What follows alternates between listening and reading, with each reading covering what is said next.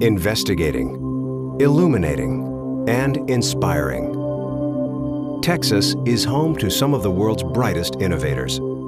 Tonight, the Academy of Medicine, Engineering, and Science of Texas honors 5 up-and-coming researchers with the 2011 Edith and Peter O'Donnell Awards. Margaret Goodell, Medicine. So is this for the gel for the PCR? Yes, this is for the PCR. For Margaret Goodell, every day in her lab could bring a life-saving discovery. It'll be very exciting to see these results. Oh yeah. Yes. Peggy is a pioneer in the study of bone marrow stem cells, those amazing cells that regenerate themselves and rejuvenate aging tissues. She's the director of the Stem Cell and Regenerative Medicine, or STAR Center, at Baylor College of Medicine in Houston. Anything that we understand or about stem cells, or anything that we discover that can allow us to manipulate stem cells, has the potential to impact all different kinds of blood diseases. Peggy was born in Ohio into a scientific family. Her father was an engineer and her mother a nature lover. Also motivating Peggy was her grandmother.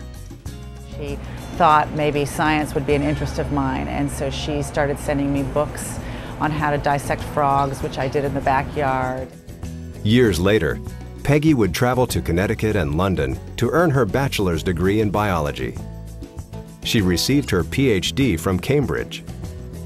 For her postdoctoral work, Peggy chose a new field that was showing lots of promise: bone marrow stem cells.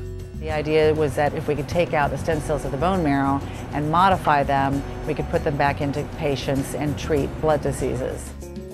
It didn't take her long to make an impact. In 1996, she developed a process for harvesting high-quality populations of stem cells for research, an innovation that's still used today. The next year, she came to Baylor College of Medicine to open her lab. The breakthroughs continued. Peggy and her team discovered bone marrow stem cells play an important role in our immune system. This allows replacement of all of the components that you need and allows for a very healthy immune response.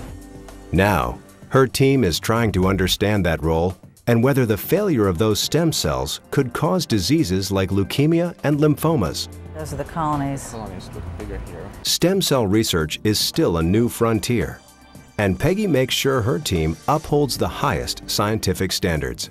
Her work in bone marrow stem cells has been very cautious and very highly respected.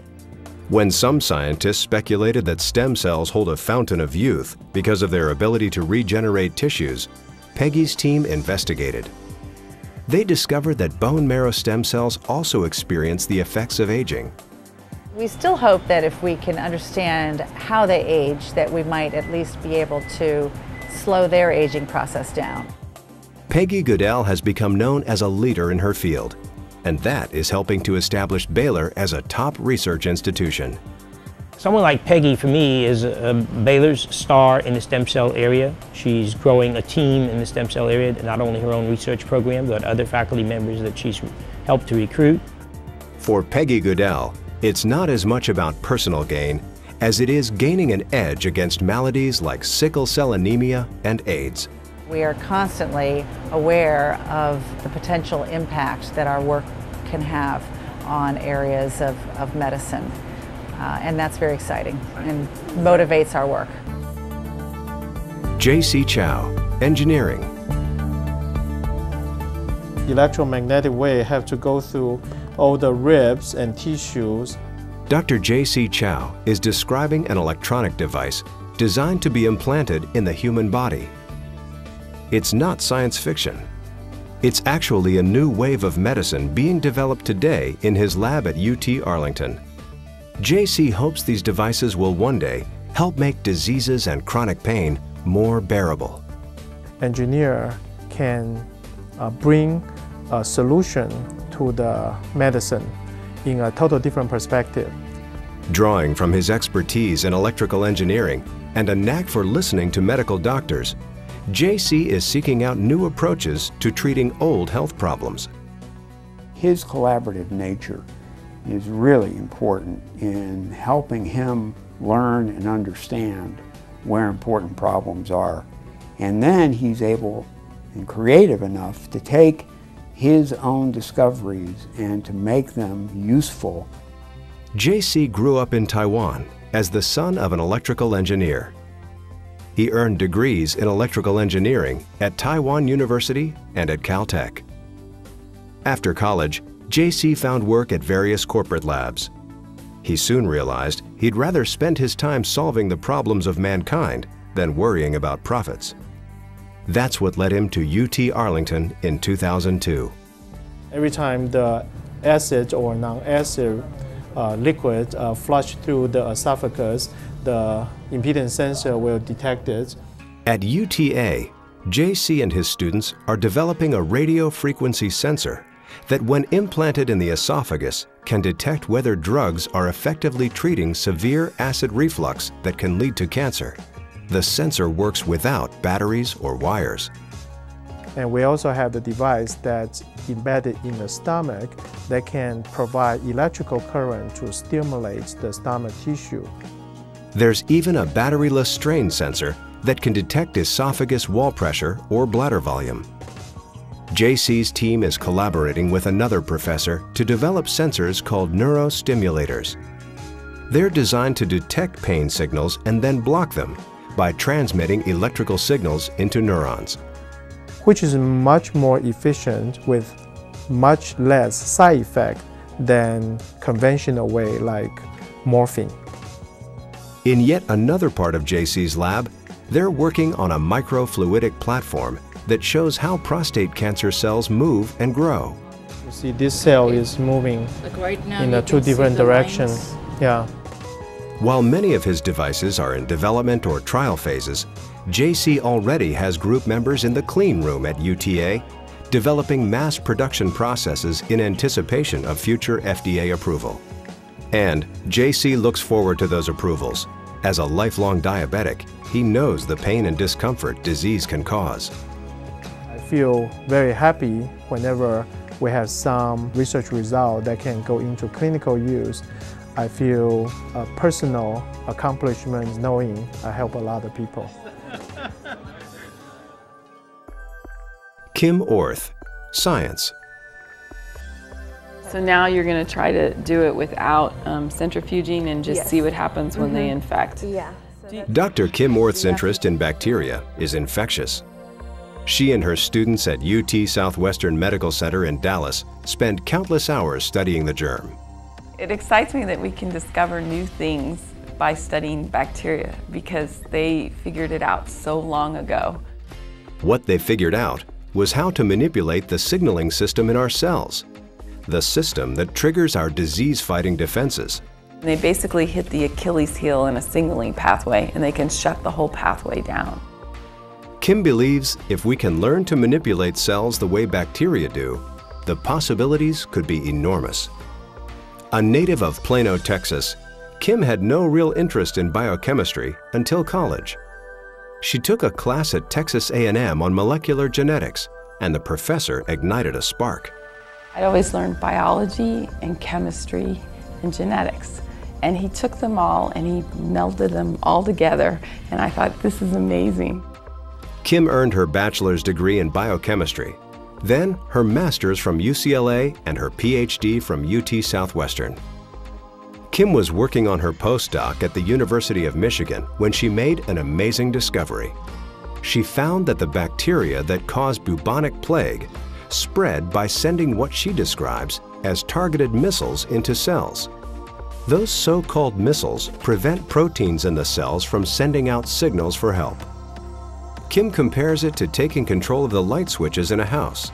So the bacteria turns off all the switches so that the cell can't change shape and can't engulf the bacteria, right? And so we figure out what those switches are, and in doing so, we figured out new switches. Those new switches represent previously unknown ways in which our cells work. Impressed by her discovery, administrators at UT Southwestern asked Kim to open a lab on their Dallas campus to continue focusing on her promising research. She's laying the groundwork for our understanding of how bacteria cause disease, That understanding is essential for the eventual development of therapeutics, treatment of a number of diseases caused by bacterial infections. They shouldn't be able to bind because they'll take off the I'm fibronectin. The breakthroughs have continued. For instance, Kim and her researchers have discovered how bacteria in shellfish destroy cells in the human body. I think Kim's work is pioneering and creative. She's used a multidisciplinary approach that's included biochemistry, cell biology, structural biology, and infectious disease. And she has opened up a whole new area of our understanding of bacterial pathogenesis. And her work has brought enormous attention to our institution. Kim believes she couldn't be working in a better place. There's so many experts on so many parts of the cell that you can have wonderful collaborations with many different scientists. What's really important right now is that we keep investing in basic research, because if we don't, then we won't be able to make the tools for medicine later. I feel so lucky that I've been supported by people in order to do this basic research. David Fuller and Duncan Hudson, Technology Innovation.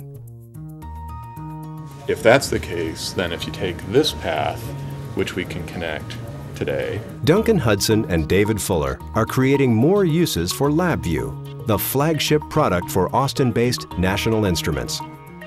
Their work is a big reason why LabVIEW is the most widely used graphical programming language in the world. They have ensured the same paradigm can be used for applications for kindergartners and rocket scientists. This is the most work, next-gen runtime. David and Duncan's leadership and vision are helping engineers and scientists design, prototype, and deploy their innovations more efficiently. Rather than taking time to map out their programs with lines of text, LabVIEW users connect icons and arrows to resemble a flowchart. David and Duncan designed the software to match the way programmers think. Part of the magic of LabVIEW, I think, has always been that it fits usually the mental model of the engineer. With David and Duncan leading the entire global research and development teams, LabVIEW became more versatile. Its graphical programming could be used for the deployment of software embedded onto chips, also for communications design. We're really trying to create a language by computer scientists for non-computer scientists. Their love for science started early. Like most boys, David enjoyed computer games, but not just playing them, also programming them.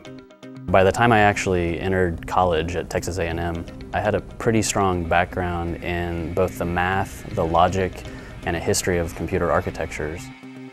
As a boy, Duncan Hudson had dreams of winning a Nobel Prize for chemistry. But at UT Austin, he chose computers over chemicals. Duncan and David both wanted to use their programming expertise to make a difference in the world. That's why they came to National Instruments in '92 and '95. The potential that I saw in LabVIEW, and actually what could already be done, was steps ahead of the cutting edge, I thought, research that I was doing at the university. The software is used to develop medical innovations, create industrial robots, and even control the CERN-Hadron Collider. Seeing applications, some of them are just mind-boggling. Thought-controlled wheelchair invented at University of Illinois. A car for the blind from Virginia Tech. Yeah. We're not the expert that knows how to measure carbon emissions in the rainforest, but we enable that guy. And it's their community and their IP that is truly making the world a better place, and we're just making that happen faster. Duncan and David's teams have developed software add-ons, modules, and toolkits, so the software can be used by scientists and engineers in different disciplines working at more than 30,000 companies. Both David and Duncan have very good technical skills. When you combine that with their ability to lead people, makes them very effective as leaders for our LabVIEW project. David and Duncan also led the way as NI developed Lego robotics software for kindergarten through high school to train the next generation of LabVIEW users. When LabVIEW and NI are positively impacting the education and career of every engineer and scientist on the planet. That would be, to me, the ultimate end goal. It's ridiculously audacious. That's what we're aimed at. Congratulations to all of this year's winners of the Edith and Peter O'Donnell Awards.